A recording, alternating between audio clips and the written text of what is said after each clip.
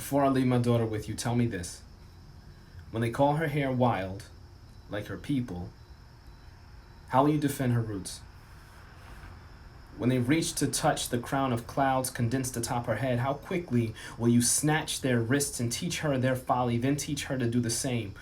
And when her afro, gloriously tossed and sculpted by her pillow, is met with wide eyes and laughter, how will you hush them and simultaneously bolster her confidence? How will you ensure that she perceives every Angela Davis to Amara La Negra comparison as a compliment? How many times will you allow others to other her and still trust them when they say that they didn't mean any harm? When she is other than white spaces, how will you ground her so deeply in herself that her ancestors speak through the soles of her feet and she sings their strength? How will you teach her not to be other than black spaces? How much of the media in your home will be covered with black faces? How soon will you commit to resisting complacency in the face of racism, and how long will it take you to ponder a comment before you discover that, oh, that's racist?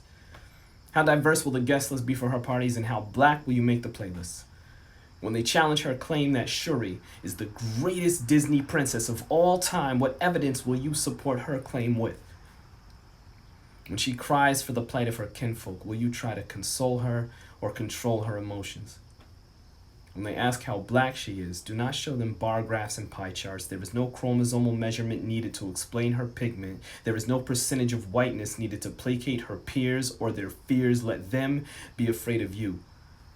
When the time comes and she is forced to fight back, what kind of conditioning will she have had to prepare? How will you fine-tune her brain and body so finely that offenders best be aware that if she decides not to run, they best be ready to catch either bell hooks or catch hooks and get their bell rung?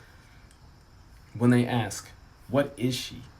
Do not hesitate for a second before shooting a glance through them that answers their intention. Do not pause or swallow the words that must be given right back. You tell them that what she is so great and godly that that question is an insult. You tell them that who she is so proud of who she is, maybe even as proud as you are, and when you say it, she best be as convinced as they are, as you are. When she asks you why you speak like this so often, tell her the truth, that there are people who want to erase the kink from her hair and cover her body with it, that the world may try to avert their eyes at the appearance of her magic, but her sorcery is to be celebrated because the power of her potential is enough to make them all disappear.